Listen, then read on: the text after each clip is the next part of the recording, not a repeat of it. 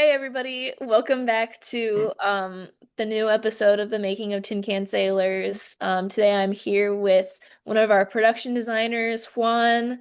We're super excited to have him on.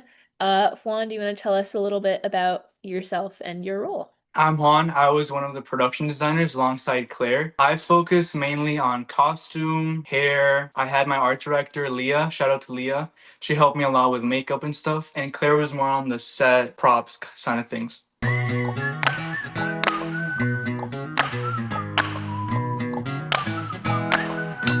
One of the first things I wanted to ask you about was the scenes on the ship were super unique because we were using, including you, we were using you guys as the extras in the background. And I wanted to ask you about the process of costuming them versus costuming the main two characters. I think, well, obviously, dressing the main actors was easier because we were able to find real authentic costumes from the time period. So dressing the main actors is pretty easy. Leah, shout out to Leah, also helped me because she knew this really cool website where we could get authentic, like the authentic shirts and the authentic wide-legged, thicker fabric pants. The crew, the ship stuff was also pretty easy because we were lucky that the costumes were so minimal. It was really just like color matching with the authentic versus the things that we were more buying on Amazon. What was your experience being both an extra and production designer on the ship, like doing both of those at the same time? It was really fun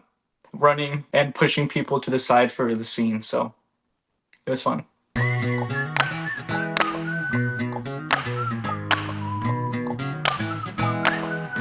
One of the next things I wanted to ask about was the prom. You guys put a lot of attention into the dresses that the people wore, but especially into Barbara's dress. Can you talk a little bit about the process of designing that look overall? My process always starts with the Pinterest board, and I also really love that time period and watching kind of movies from that time period. So I kind of already had an idea of what I wanted for the prom. I knew that your great grandmother's favorite color was yellow, and so we wanted to somehow incorporate that into her wardrobe and also have her contrast with her friend Eleanor, especially at that moment after Slim has died. So that's why we see Eleanor wearing a more structured, less flowy, a little more restricting, darker navy dress, kind of to show that she's still in that mourning process and her hair is a lot more simple. And then for Barbara, we had her in the victory curls. And the thing with dressing up the main characters for this movie, besides when they're on the ship, was that we couldn't get real clothing from the time period. We were thrifting all of it. So what we had to do was depend heavily on the silhouettes of things. Instead of the accuracy, it ended up being kind of like a fantasy version of it, but we were trying to stick as close as we could to the silhouettes of the time period. And we were at Goodwill looking for the dress. I knew that we already wanted like a yellow dress, and Leah was like my right hand person through this process. And I think I want to give her credit. I think she's the one that found the dress. She was like, "What do you think about this one?" I was like, "I mean, that's perfect." It had the flowers that also kind of reflected the beginning of Barbara. In the beginning, Barbara is wearing a dress that's also yellow. It has flowers on it, and she's saying goodbye to Charlie. And so I also knew that I wanted her prom dress when she's reunited with Charlie to reflect the beginning dress. So the dress was perfect. It had the flowers, it was sparkly, it was yellow, and it also had the silhouette that we were looking for. I love the detail that you mentioned about Eleanor's more like structured look, because that was a very intentional choice that you guys made between like before when she was happy and Slim was there, and then everything else at after that point had kind of like the colors had dimmed down. And so how did you design Eleanor's look and kind of make that separate from Barbara? So when I start with characters, I think about the color, like the main color I think of them, and then we move on to like what accents they have.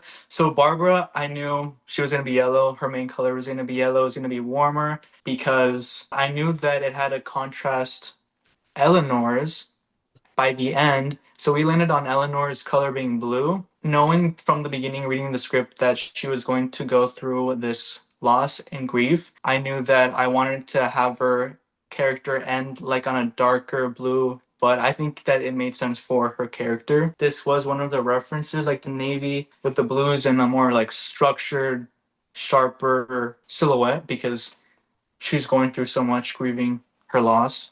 And then other references like for their everyday casual looks, just understanding the silhouettes of the time, you know? The cardigan and the skirt was really big, like always having like a sweater. Doing research, sticking to color palettes and silhouettes was important.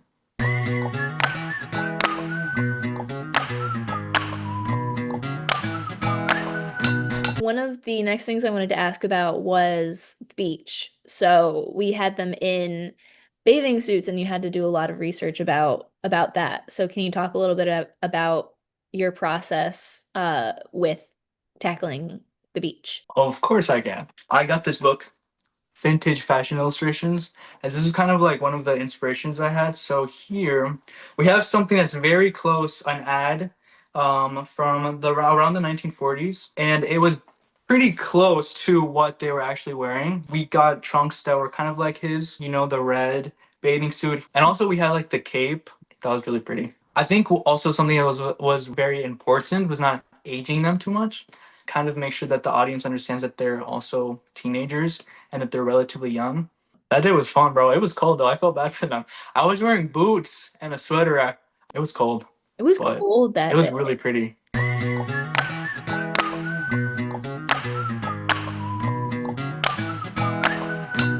So you had a pretty heavy hand in helping set dress, especially like the bedroom. Can you talk a little bit about the role you played in that? For PD, production design, it's always dressing for the camera. It was like, okay, let's cut the room in half. We're closing that off, and then we're gonna just focus on making this and also making it smaller, like closing it in. We ended up moving the bed and make it like off the wall so that the shadows cast wouldn't be so harsh, and adding greenery. We put things on the side kind of to like close it in. Things of the 1940s or things that were even before or looked like from the 1920s, you know. In a normal person's house, you're not going to have things that are exactly from that year. You're probably going to have things older, things that were passed on. So doing that, making it look comfy, making sure that it looked like lived in, like it didn't look spotless either. But I think one of my biggest regrets was having to take my shoes off and going on the bed Oh no. because we had been working all day. I was outside walking back and forth. Needless to say, my feet did not smell that good. Oh And, no.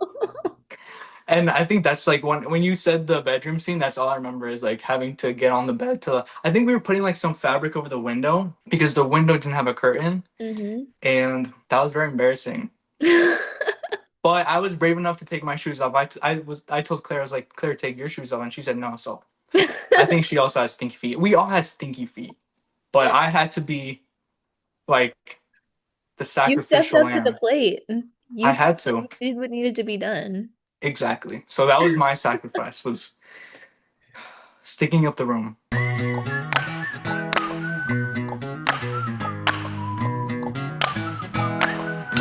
Is there something like specific you want to point out? I'll talk about this. This was like the first film where I had to do like hair for. I can do my hair, but I'd never done like longer hair, woman's hair, especially doing those victory roles. That was hard.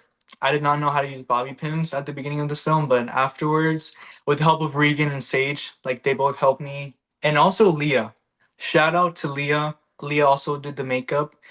Because I can I can do like face paint. I can, you know, turn myself into Beetlejuice or Edward Scissorhands. But to make someone look glamorous, I was not equipped with those tools. So Aaliyah was helping a lot with the makeup. So shout out to them for helping, because it wouldn't have happened without them. It like made me think of makeup like differently. So it was like makeup. When someone's like, okay, get them ready for makeup, I was like, okay, makeup, you know, pretty. And then I think it was night, and you asked me if the actor was in makeup. And I was like, what do you mean? What do you mean is he in makeup? And she's like, did you do his makeup already? And I was like, why does he need makeup? And then I remembered, you know, he had just been bombed from his like ship and he needed to have like bruise. But in my mind, I was thinking I had to send him to Leah so that he get lipstick and blush on, which there's nothing wrong with, but that was not this movie, you know. I was like, that seems out of character. Another thing, it was really fun working the Bidwell house. That house was so pretty, and my favorite part was rapping and being able to go at night into the house and turn all the lights off and just walk around. I might have scared a few people because people were coming in and out of the house, so I would hide in a corner and then jump out. Maybe not the most productive thing to do during rap, but